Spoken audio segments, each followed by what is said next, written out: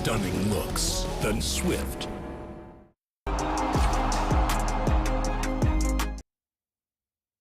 Well, the eyes of the cricketing world are focused now on Asia for the next few months. We are all set for our Asia Cup coverage right here on Maruti Suzuki Arena presents ESPN Cricket for Matchday, powered by JBL. We're back home, it feels like home, and in the very friendly and familiar company of Wasim Jaffer, an authority on Asian cricket. Good to see you back in studio, Wasim.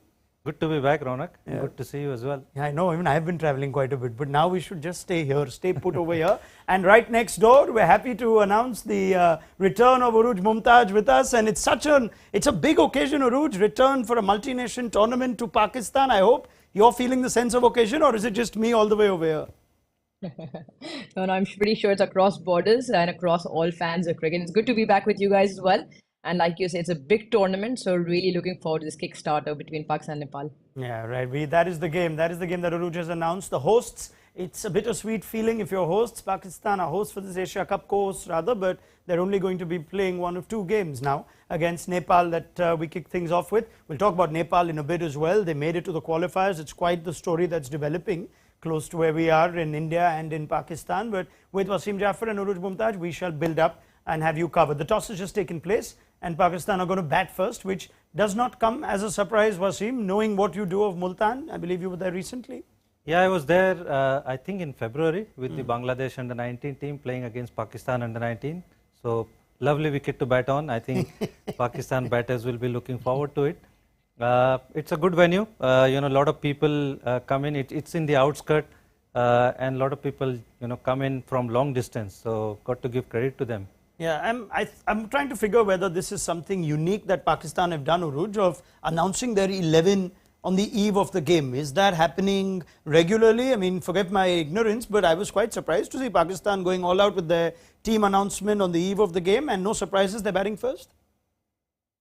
Yeah, I think it oozes of confidence, and rightly so. They are obviously favorites of the tournament, at least, well, in my opinion, and also the team that they have on paper. They're a very strong side. So not only did they announce their squad of 15 as one of the initial teams to do so well in advance, and also to come out with their first 11 just sort of brims with confidence a little bit. Probably has to do a little bit with Mickey Arthur being back in the setup as well. So it just happens to be one of those games where Pakistan should look to stamp authority more than anything else. Yeah, and you make that point of them being favourites. Of course, I'm going to build up and extend on that, but it's with reason. They're the number one team. Now, there are two sort of emotions that we see from a neutral point of view, or perspectives rather. They've not played a lot of ODI cricket. I think they've had, 28 games between the last World Cup and this. That's the least for a number of teams. Yet at the same time, they're the number one ranked ODI team for those who still give credence to rankings. So, for those of us who've not followed Pakistan's one-day cricket journey last few months, tell us a little bit about what kind of health this team is in. So absolutely right. I mean, like you say, the numbers obviously on paper with them being number one backup because they won the number of games required to do so. But people might say they haven't been against the top quality oppositions. But bearing in mind, they do have the top 3 of the 5 in batting rankings as well with Babar Azam, Imam and Fakhr. So I think there is with reason and merit. They also have probably one of the finest bowling attack with their Shaheen Shah, Afridi, Haris Rauf and Naseem Shah in the mix. And Shadab Khan coming in form of late.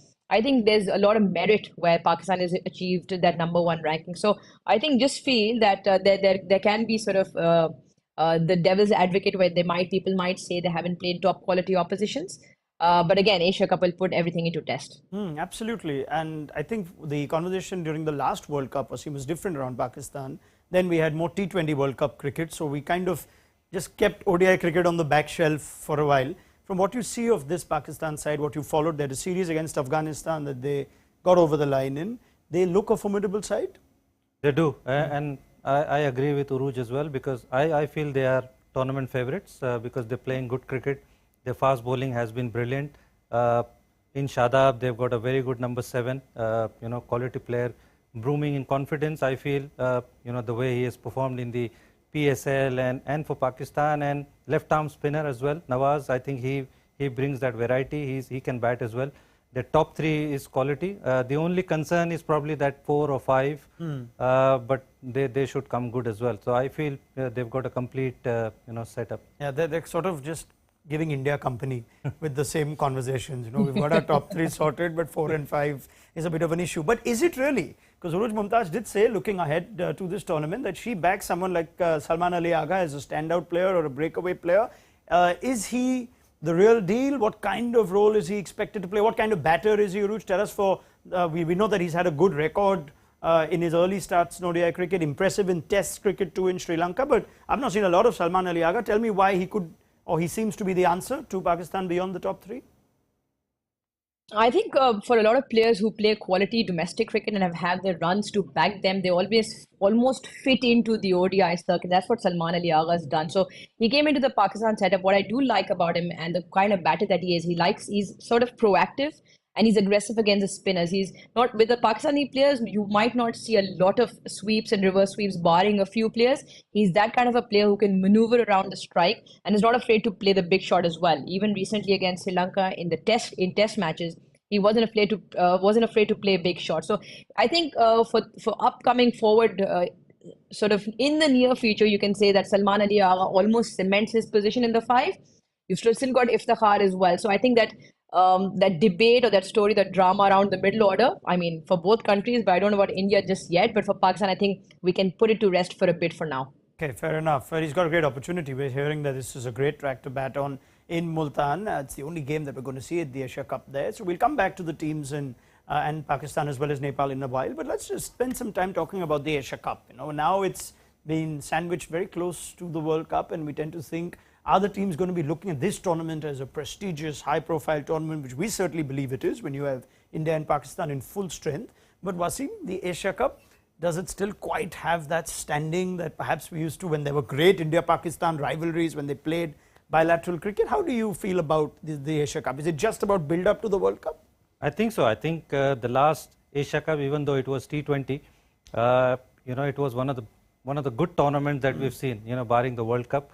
And it brings a lot of quality. And for Sri Lanka to win it, what kind of team or the squad that they had, with so many injuries, their fast bowlers were not around. And what the country was going through as well. And nobody gave them a chance after their first defeat in that the Asia Cup. But the way they pulled back, and then India and Pakistan obviously are, really good. Bangladesh is coming pretty strong. So does Afghanistan. They can pull in a surprise. So I feel it's a tournament to look forward to. Quite a few strong teams.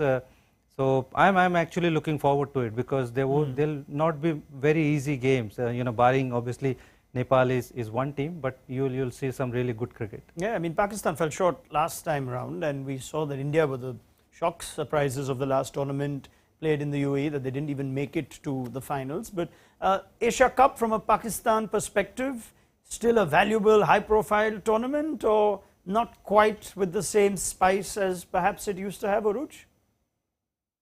No, I think it's definitely right up there. Primarily for starters, for a multi-nation tournament to be coming back to Pakistan after 2008 is when they last held it over there. We haven't had any major multi-nation tournament. So with quite a few upcoming ones as well, I think this will be a good platform to see the kind of atmosphere that builds up, the kind of people that come in to watch, the spectators' point of view. And I just feel, I mean, with the way it's divided, it's unfortunate that Pakistan only get 4 matches and them themselves, they only play 2 at home. So I think from that point of view, it still holds a very, very significant value. And also, let's not forget, like Wasim said, I think apart from the Cricketing World Cup itself, I think it is probably the biggest multi-nation tournament after that. Yeah, I mean, the format is such that it's got different priorities at the back of its mind. And yet, we do not have an India-Pakistan final in the 15 editions in the 40-year history that this tournament boasts of. So there is a lot of chat on whether that is likely at this time, not only because of emotion and because all of us would be very excited from a broadcast point of view, Wasim, but they do seem like the 2 really strong teams. And I guess ODI cricket, that gulf is perhaps even more evident. Yeah, I think so. I think obviously in this tournament they are like we have said, Pakistan is probably looking a lot stronger. India will be tested. There are a few questions about KL Rahul not being available. Bumrah, can he sustain 10 overs or 50-over cricket? He hasn't played for a while. So a lot of questions for India, but obviously 2 strong sides, and who does not want to see an India-Pakistan final, for the first time? Yeah, I know. We can just keep talking about it as to how cool it'll be to watch them play a final and whatnot. But purely on merit, Uruj, especially given we've got an ODI Asia Cup. The format keeps shuffling around depending on which ICC World Cup seems to be around the corner. But in ODI cricket, do you sense it's a fair and fairly clear call that India, Pakistan, and then there's a gap with Sri Lanka, Bangladesh, Afghanistan behind them? Yeah, I think you can rightly put it that way. I think in the past couple of years, just the way both India and Pakistan have shaped up, especially with the younger lot that is now probably groomed into their prime choices of first 11 on both sides. I think the bench strength has been quite formidable and the results as well. So I just feel because of that and because the way Bangladesh has lost a few players, I'm talking about Asia Cup right now, Sri Lanka hit by 4 massive player injuries. Afghanistan, yes, has a bowling strength, batting probably not as dominant. I think just maybe probably looking at all of those aspects, clearly Pakistan and India probably ahead than the rest of the other teams. And like you said, there's a possibility. Why not this time round, Pakistan India final?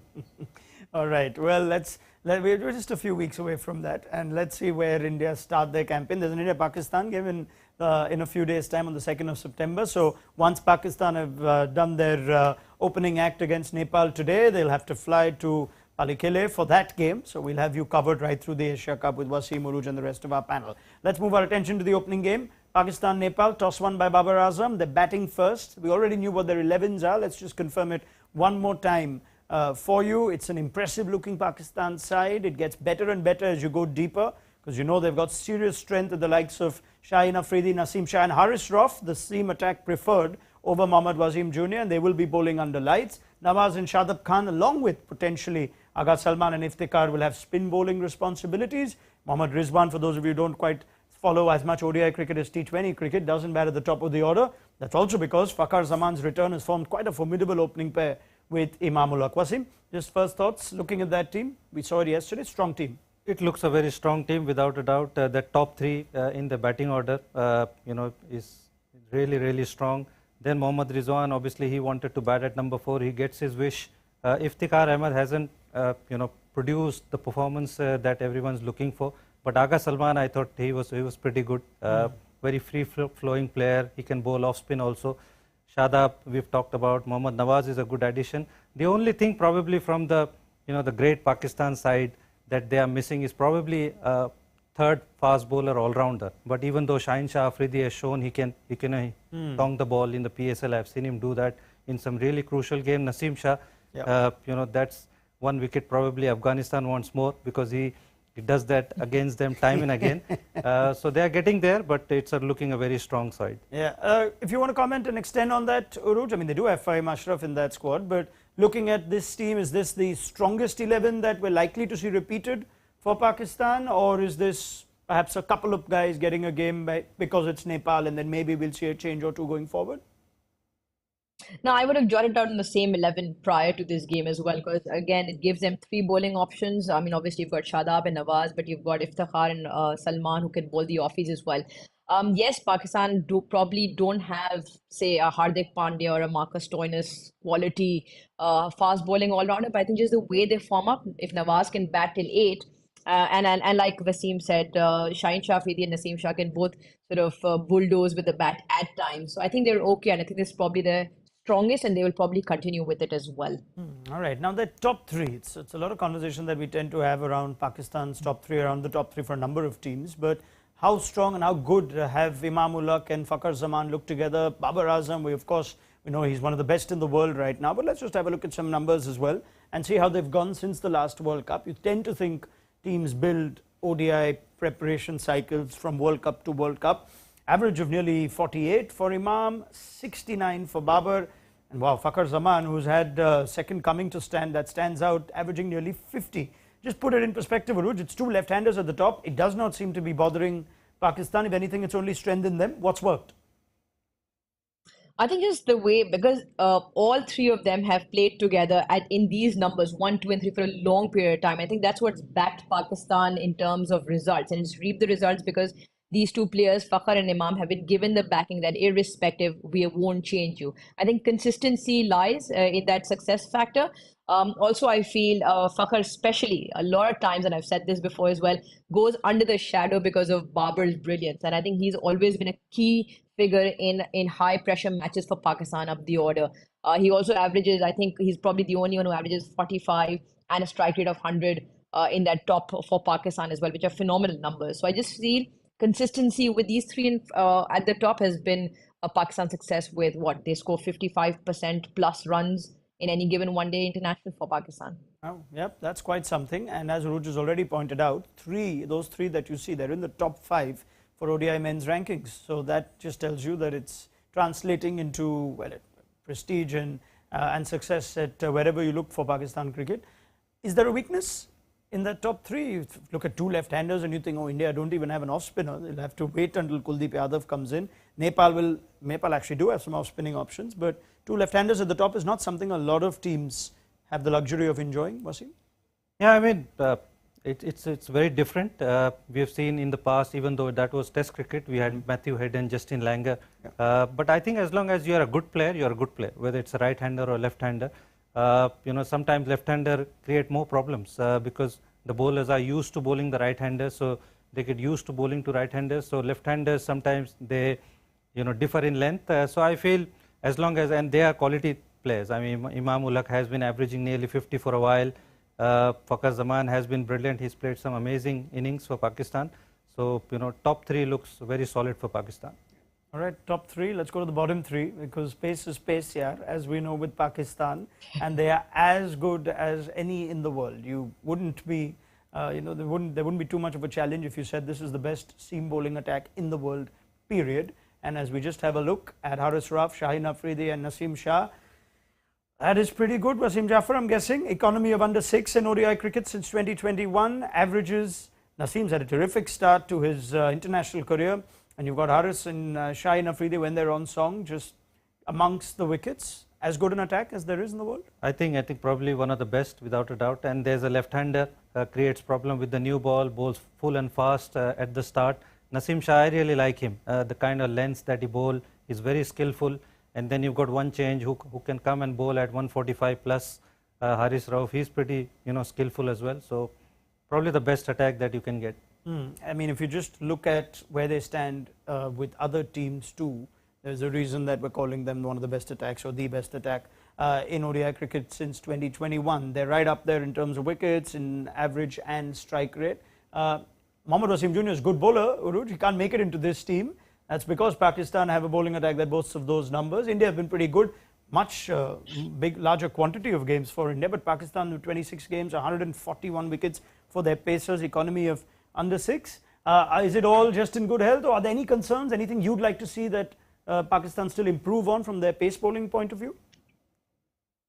Oh, well, I mean, I think the stats back it up. And like you said, pace is pace here. So I think that's the biggest key that the 3 of them have. And that all 3 of them are quick. Normally with fast bowling pace attacks, you see 1 or 2 being quick. All 3 can bowl north of 145, and that's what the key is. And they're so phenomenal with their line and length. And they're all versatile bowlers. Naseem Shah will stick to the back of the length channel corridor. Haris Rauf comes up one change, bowls those very good bouncers and those yorkers as well, and phenomenal at the depth. And Shaheen Shah Afridi, we all know, with a swinging ball, and he's quick. And so many times it's been said that everyone knows, the batter in the opposition knows what's coming, and yet he manages to find a wicket in those early overs. So there's a reason they're the top 3, and the reason why they pick up so many wickets and probably don't leave many for the spinners behind. Yeah, good luck to Nepal, who we will come to in just a little while. We're just trying to get a nice exhaustive analysis of Pakistan in case you've missed some of their recent ODI cricket. It's few and far in between. Teams and players tend to play league cricket and whatnot. So it's nice to just put ourselves firmly into ODI mode and multi-nation ODI mode with the Asia Cup and the World Cup. The pace attack looks very impressive. Are the spinners a concern? And is Shadab Khan we know is a world-class spin bowling all-rounder, but along with Nawaz, are they quite giving them the returns? We just have a look at some numbers before I go to Uruj and Wasim on Pakistan spinners and whether this is an area they could possibly improve on in this Asia Cup. Just have a look at Shadab Khan since 2021. That average just shoots up to 40. The strike rate also goes a bit higher, 18 wickets in 16 games. Now we remind viewers that Pakistan have had stop-starts ODI series, so it's not like they've played a bulk or a large chunk of ODI cricket. What do you make of those numbers, Uruj? Yeah, correct. I mean, it's probably has to do with Shadab being injured as well. He broke onto the scene, and like we saw the first half of that graph, he had phenomenal numbers. But he just feel off late. He's just coming back into rhythm. First, he was out with injuries, and recently during the PSL as well, just before he had some finger issues as well. So I think with you see Pakistan's dominance with one very good spinner that we've had over the years. I think that's something that is missing. We've got versatile all-round bowling options in terms of Shadab and Nawaz. I think that is somewhere where they can tidy up a little bit with the ball primarily. Both are very good and handy with the bat low down the order and very good in the field as well. But I just feel Shadab off late is looking a little bit more in his step in terms of his bowling control. So I think if he gets the ball right, those four with the 3 and 1, and then Pakistan's got plenty of part timers with their fifth bowling, sixth bowling options. Yeah, I'm just trying to think of whether now this is perhaps just the way to go for Pakistan, possibly even for India. If we just compare pace and spin, just tells you the story that you need to know for Pakistan's ODI team. Heavy lifting is done by the pacers, 140 wickets in 59 overs, averages in the 20s, strike rate as well, as against spinners who seem to be doing very much a complementary sort of role. And it seems like India too, Wasim, whether it's because they have better pacers than they do spinners, even in conditions in Asia and India seem to go pace heavy with just maybe one or 1.5 spinners at times. So it's just the way that ODI cricket is being played. I think Sri Lanka are an exception, maybe Bangladesh. Yeah, I think more to do with the finger spinners that India has. Ravindra Jadeja or maybe Aksa. Or previously we had Ashwin. But when you've got wrist spinners, we've got Kuldeep now. Those are the guys you probably go to for wickets in the middle overs, and Kuldeep has done really well. That's why he's been picked ahead of Chahal. But finger spinners, we found out that in the middle overs they are not as effective as the fast bowlers. And with 2 new balls, the fast bowlers do bulk of the bowling, and there's no surprise. Obviously, Indian fast bowling attack is pretty damn good as well, with Shami, Siraj, and Bumrah, and then Hardik Pandya will come in as well. But I think that's probably the reason.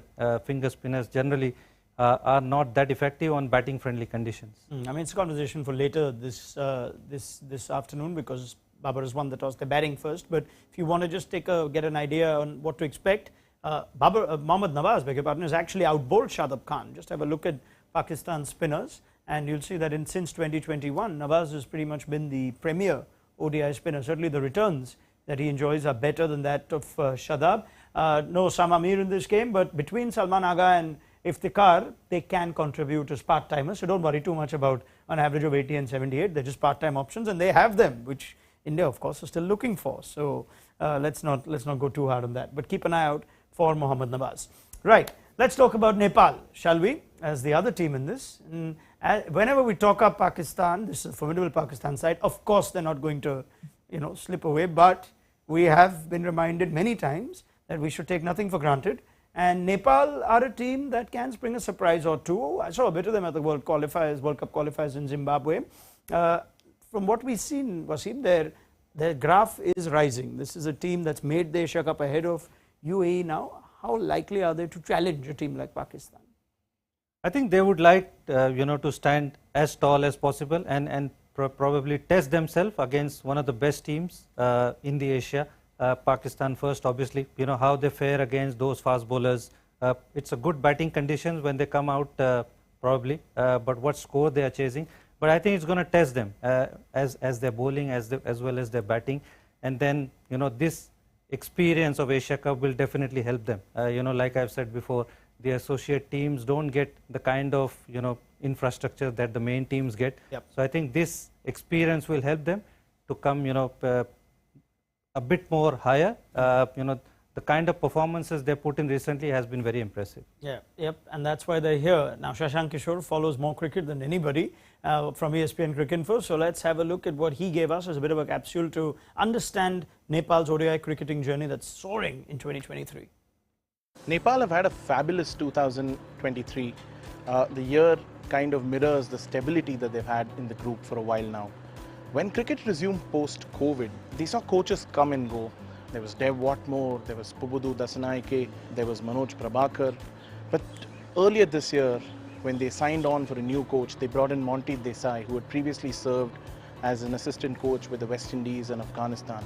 When he came into the setup, he had this task of having to steer the team towards the World Cup qualifiers in Zimbabwe. The only problem was they needed to win 11 out of the 12 remaining games. And from the bottom of Division 2 of the World Cricket League, they rose to the top, winning 11 out of those games in the end, scripting miracle after miracle, and then making it through the World Cup qualifiers in Zimbabwe. Yes, those qualifiers didn't go as well as they would have liked, and they won't be at the 50-over World Cup because the two available spots have been taken up by Netherlands and Sri Lanka. But here in securing an entry to the Asia Cup, where they've beaten formidable sides like Oman, Singapore, Muscat, they've kind of scripted another mini miracle of sorts to get here. The incentive here at the Asia Cup, of course, is the opportunity to play India and Pakistan for the first time ever in a one-day international. One of the things about Nepal is, outside of the big Asian teams, the kind of following that they enjoy is outstanding. It's unbelievable. You just have to be at one of the home games in Kathmandu to see the following there. 50,000, 60,000 people clamoring for the team, climbing trees, making a beeline at every available opportunity to watch. That's the kind of mad following that they have. So when they get down to play the Asia Cup and play India and Pakistan in Palakele and firstly in Multan, well, the possibilities are endless. Can they script a miracle, another miracle? Can they put up a good fight? Whatever they do, they've done exceedingly well to get this far. So the possibilities are only endless for this team going forward. Excellent that from Shashank Kishore, and recapping the enthusiasm and passion that Nepal's cricket fans have, and you could bet your bottom dollar they're going to be following however they go against Pakistan and India. That they get to play Pakistan and India, and a full strength Pakistan and India in itself is going to help them immensely. Uruj, let's just have a chat on Nepal, and we saw those visuals. It almost reminds us of how cricket was in simpler times, years back, right? Crazy fan following, people climbing onto trees if they didn't get into a packed stadium. This is a team to look out for from our part of the world? Oh, for sure. I think just numbers and the way that their journey in the past year or so has been phenomenal, with the Asian Cricket Council Premier Cup, then the League Two, to win 11 or 12 games, and knowing that they had to do that to get a spot in the qualifier, still beating UAE multiple times, getting a match against the West Indies, Ireland, Zimbabwe, all of that can only add to the fact that they are 15th ranked in the world. So I think it's been huge success, leaps and bounds, and it'll be nice to see if they can deliver a few punches today. I think they're being captained by a 20-year-old. They've got some hard-hitting all-rounders in Kushal and Dipendra in the middle. And Sandeep, I think we all, with the franchise cricket experience he has, I'm sure Pakistan will be slightly wary of facing him. Having said that, again, Pakistan should finish as strong contenders, but what an occasion for Nepal to then get a first game against Pakistan. Yeah, that's beautifully summed up. We'd love to see them be part of the contest. Maybe in some ways, Wasim, it's a good thing that they've lost this toss, bowl first serve, for an associate teams, perhaps to just get themselves level with the occasion. May not be the worst. I think so, yeah. I think it will make them, pretty comfortable on the field, along with so much crowd is in Pakistan. So, they'll be comfortable. And then see, this kind of opposition they won't have faced before, whether the kind of quality of batting or kind of quality of bowling they'll face in the second half. So I think it will give them, a good experience, and I hope they pack a few punch. I would like to see that. All right, let's get a first inning score, shall we? Mamul Haq is out there, as also Fakhar Zaman. You said it's a bit of a road. Wasim, you felt like batting when you went with the under-19 Bangladesh team. So what, 400? Come on, be brave. Yeah, 370 plus. 370 plus. That's not bad. I thought I was just throwing the Mickey with 400. Uruj Mumtaz, 350, 400? 330. Oh, 330. Yeah, a little more measured. Just turn it down a notch. Yeah. You don't want to, in case they don't get a big score, you don't want to be so far off. Wasim has put himself now with quite a position. All right, thank you very much to Uruj and to Wasim. Plenty more from them as the Asia Cup is all set to kick off. So we'll have you covered on Maruti Suzuki Arena presents ESPN Cricket for Matchday, powered by JBL. And make sure you download the ESPN Cricket for mobile app. It'll have you covered with the very latest from the world of cricket. There's plenty of news coming in, changes that Uruj Mumtaz mentioned that that Sri Lanka and Bangladesh have also had to go through. So the app will have you covered with ball-by-ball updates too. We'll see you at the end of the Pakistan innings.